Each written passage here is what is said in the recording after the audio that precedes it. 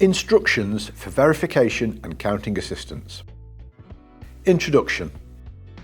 Please study these instructions carefully so you are fully aware of your duties. Ensure you read the secrecy of proceedings. You should report to the Count Centre at North Notts Community Arena in Worksop no later than 9:30 p.m. or as soon as possible if you are working on a polling station. Due to very limited parking, you will need to park at the nearby Morrison's store, which is a short walk away from the arena. This has been agreed with store management. We recommend car sharing where possible. Only those with prior agreement and staff coming from a polling station will be allowed to park in the arena car park. On arrival at the Count venue, please report to the check-in desk and show your appointment letter. You will be directed to your counting table. Media may be present at the count. By participating in the count, you are deemed to have given your consent to be filmed or photographed. Please contact the Elections Office if there are any issues with this. The verification and count. Stage 1. Verification of polling station ballot boxes. Polling station ballot boxes will be delivered to the allocated counting tables as they arrive at the Count Centre. The Count Supervisor will empty one ballot box at a time on your table to be verified. The box will be shown to any observers that it is empty. Ballot papers must be handled face up at all times and must remain on the table. Do not move between tables. Ballot papers should be counted into bundles of 10.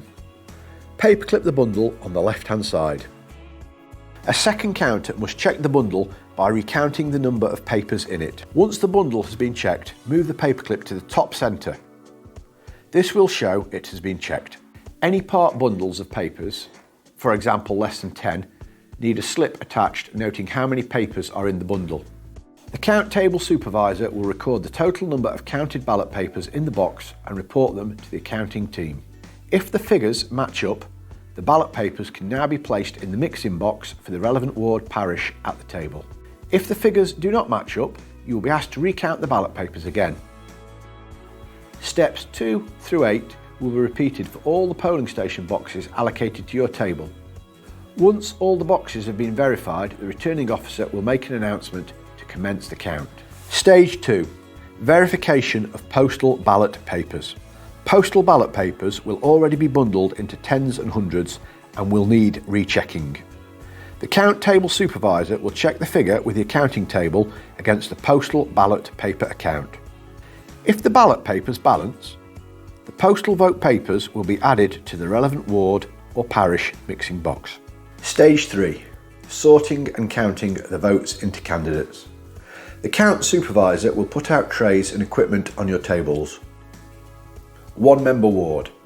The Supervisor will empty the master ballot box for the ward onto the table.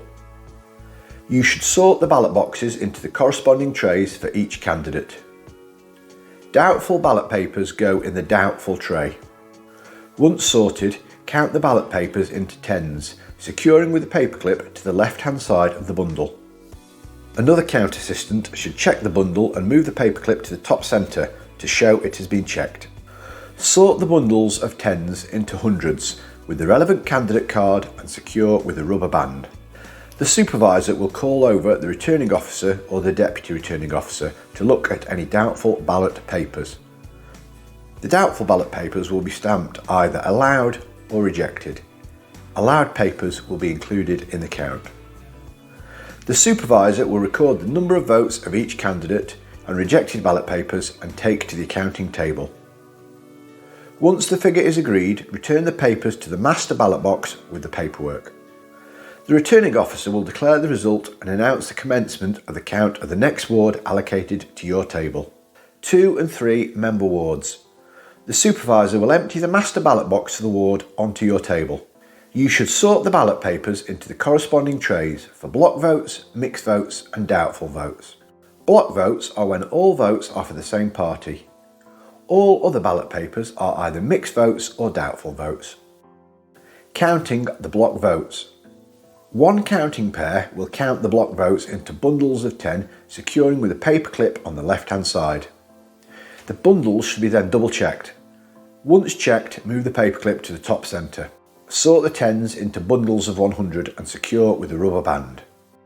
Less than 100 votes, attach a part bundle slip and add the figure to the slip. Counting the mixed votes. A counting sheet will be allocated to a counting pair. Working in pairs, one person will call out the candidates' names and one person will mark the counting sheet. Counting the mixed votes. 3-seat ward. If 3 votes are cast, mark them against the candidates. If only 1 vote is cast, mark it against the candidate and mark 2 in the unused column. If only 2 votes are cast, mark them against the candidate and mark 1 in the unused column. Counting the mixed votes. 2-seat ward. If 2 votes are cast, mark them against the candidates.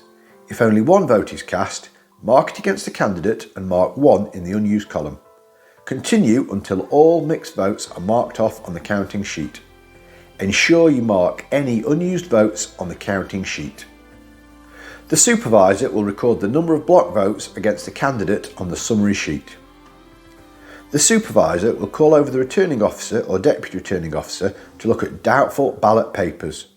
The doubtful ballot papers will be stamped allowed or rejected. Allowed papers will be included in the count.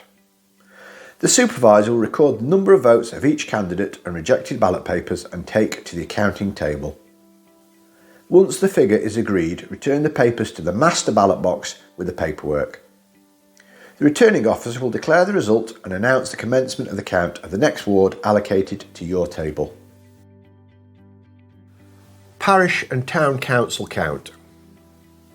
The grass skirt method will be used for the larger parish elections. This method involves layering ballot papers on top of one another, held in place with double-sided tape and lining up the voting area of the ballot papers so only the voting marks can be seen. This allows the votes to be counted by totalling along the length of the laid out ballot papers. It also allows for the counting of unused votes where an elector has not voted for the number of candidates they are entitled to vote for. The total should equal the number of ballot papers on the sheet multiplied by the number of votes allowed in the election. The table supervisor will number the grass skirt sheets and enter the figures onto a collation sheet. Please note, bottles of water will be available and you may bring your own with a secure lid. Do not put drinks on the table at any time. Hot drinks are not allowed at the counting tables. Mobile phones should not be used in the count hall under any circumstances. Mobile phones and other devices should be switched to silent. No photography is allowed other than by authorised members of the media or the returning officer staff.